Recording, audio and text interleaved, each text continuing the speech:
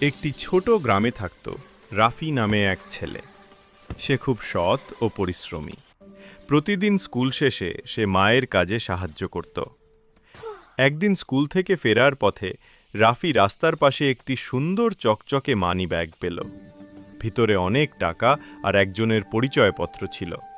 বন্ধু সোহেল বলল, চলো রাফি, এই টাকা দিয়ে আইসক্রিম খাই। রাফি মাথা নাড়ল।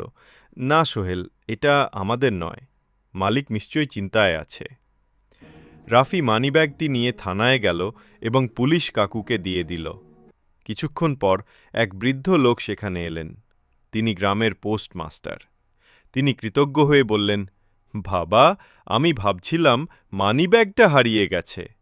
তোমার সততার জন্য তোমাকে ধন্যবাদ। পোস্টমাস্টার রাফিকে একটি নতুন স্কুল ব্যাগ ও বই উপহার দিলেন। রাফি খুশি মনে বলল, সত্য বললে ও সৎ থাকলে মন সব সময় হালকা লাগে। শিক্ষা: সততা এমন এক গুণ যা মানুষকে সবার প্রিয় করে তোলে এবং জীবনে সত্যিকারের সম্মান আনে।